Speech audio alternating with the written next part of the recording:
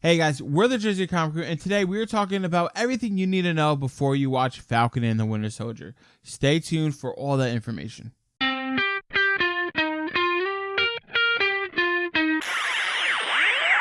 Hey guys, welcome back to the Jersey Comic Crew. Chris and Rob here, breaking down all the info before Falcon and the Winter Soldier. Yes, that's right. Marvel's next Disney Plus show is just a few days away, so we wanted to recap excited.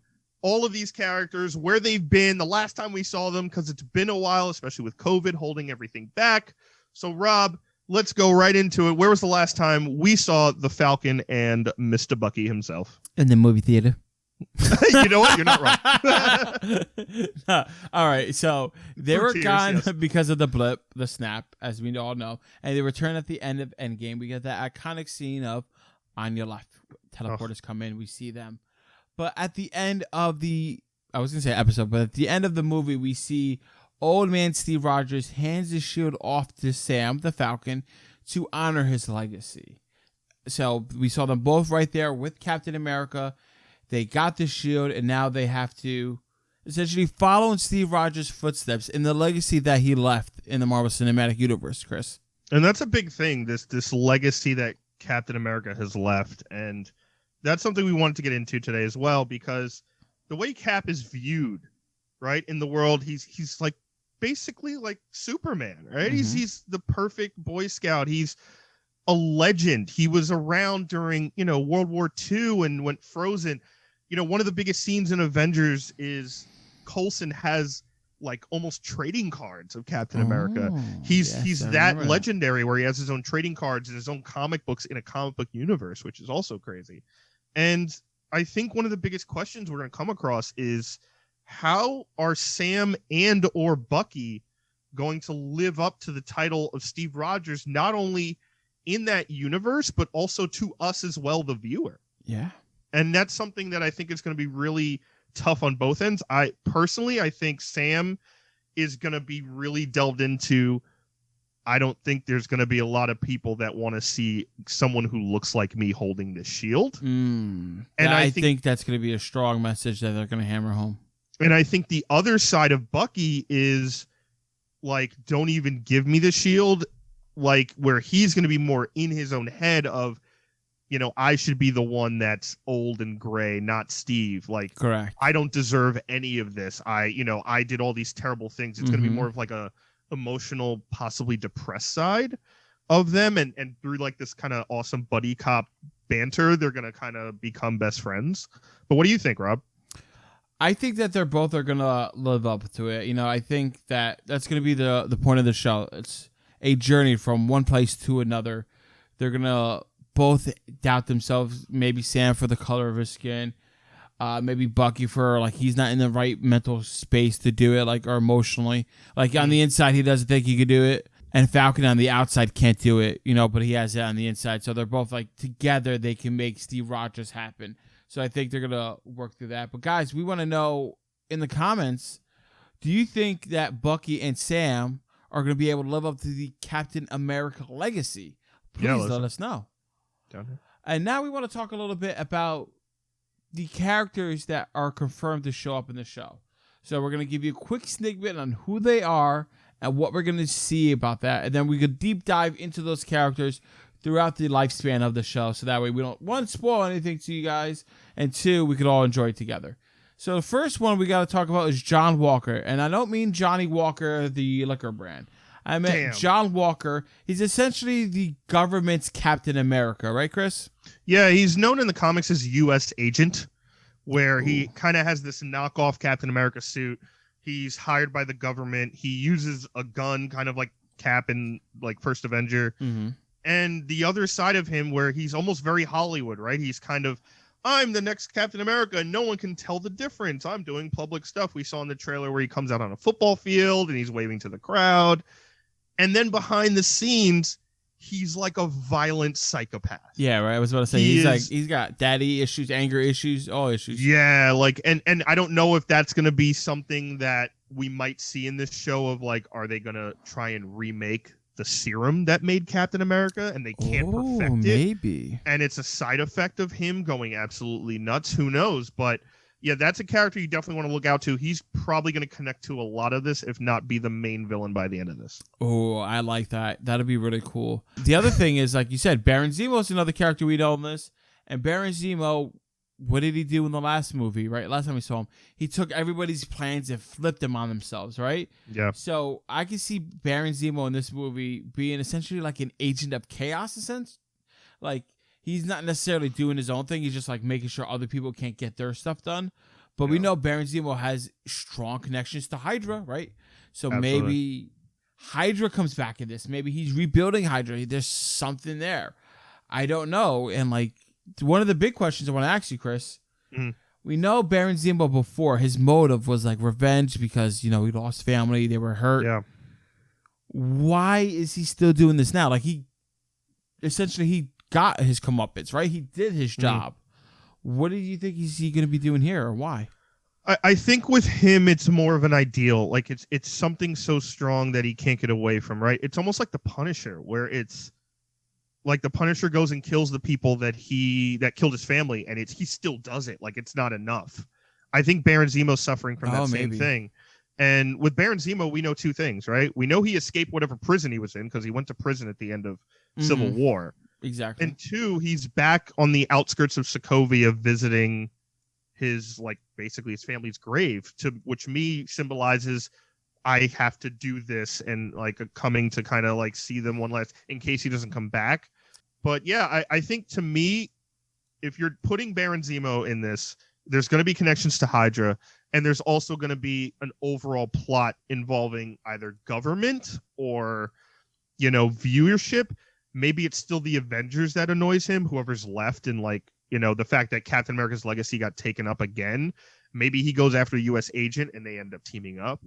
I think there's a lot of possibilities with Zemo.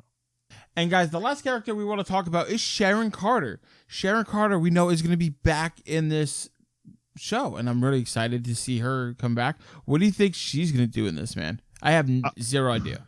So this is an interesting one because after the end of Endgame with Cap's scene, I almost thought we weren't going to see Sharon Carter again. Yeah, like why? Like, how are we getting her anymore? You know I think she's going to be still in the remnants of whatever S.H.I.E.L.D. was left in, possibly a smaller tag team. In the comics, she creates kind of this, like, you know, Daughters of Liberty force where she and a bunch, like Misty Knight, who's a character we've seen, and a bunch of others, you know, that kind of are a small faction of kind of C to D list heroes that go out and do stuff. So maybe she's in that. We obviously know she's going to be helping Bucky and Sam, but my question to you, Rob, is like, since there's now this weird timeline thing where her and Steve kind of dated a little bit lightly, and they had that kiss with the funny scene where Sam and Bucky are in the car just nodding their heads. Oh yeah. And now that Steve has gone back in time to basically live a life with her aunt, like what is, you know what I mean? Like, what is going to be next? Bucky's going to be hitting up Sharon Carter. Be like, hey, what are you doing this Thursday? You want to go get some tacos?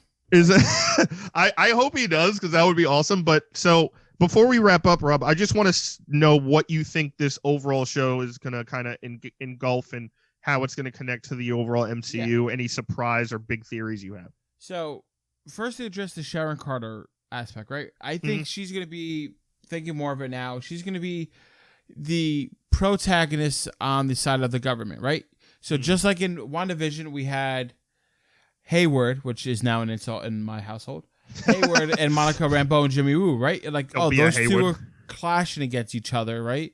So she's probably going to be the foil for Thunderbolt Ross, for Johnny Walker, or John Walker, exactly, right? So that's what she's going to do. What is this going to do for the Marvel Cinematic Universe and how it connects?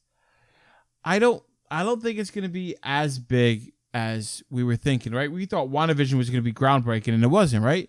I think it's just showing the next step for these characters, and like them owning up and like coming to their role, essentially. I do think that we're going to get like more confirmation on the government side, right? Because we see S.H.I.E.L.D.'s operation, and now we're going to see the regular U.S. government. You mean S.W.O.R.D.?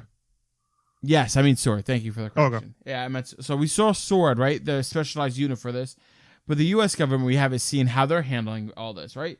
I think these shows are essentially building the new foundation that the rest of the Marvel Cinematic Universe, or at least the next phase or arc or whatever you want to call it, is going to land on, right?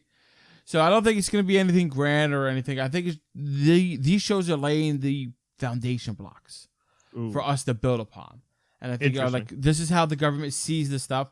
This is how they're going to act. This is the corruption in the government. Oh, the seed of Hydra is there. It might be blossoming. That's something you got to keep on your radar when you're watching all this other stuff.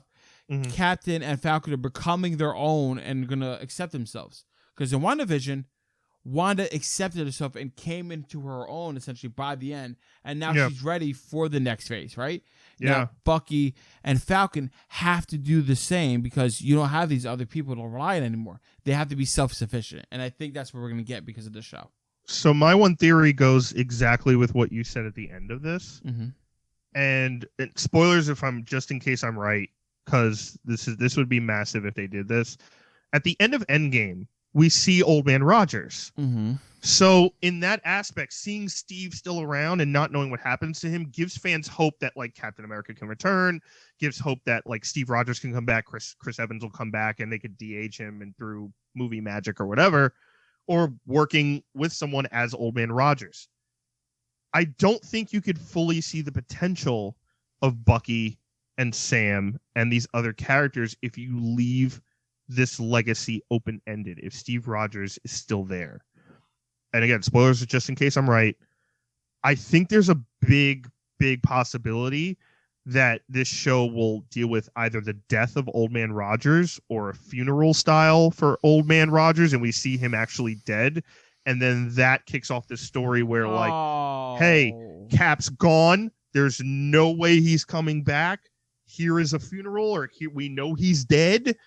And we can focus on these guys and their story, and also involving possibly they have to go to Madripoor, which we know is a big city in the X-Men, but we have no idea what's going to happen there. But I think that could be a massive aspect of, like you said, for them to have their own legacy, to kind of grow into their own characters. You can't really be like, well, there's this back door where he's still out there, where Old Man Rogers is sitting on the porch. You know what I mean? I think there might be an aspect where he is like, Marvel's like, nope, here's his funeral. Here's where all the characters gather together and you see them. Mm-hmm. Like that might be a possibility. I could see that, man. I don't want to see that, man. I don't want to be right. I really don't. Guys, I really hope that he's wrong about that theory, but we want to hear what you think about that theory. Do you think he's going to be right and we're going to see the death of Captain America? Do you think he's going to be wrong? We're not going to focus on that. We're just focusing on Falcon and Winter Soldier. Let us know down in the comments below, and also let us know for any characters that you want to see in this coming show. And guys, thanks so much for watching. Give us a thumbs up, like. It really helps the video and the channel out a lot. If you're brand new, subscribe. Turn on those notifications. You do not want to miss all of our in-depth coverage on the Falcon and Winter Soldier, all the breakdowns, all the Easter eggs, everything that's coming up. And as always, I'm Chris Heller. That is Rob Moran, and we will see you next time on the Jersey Comic Crew.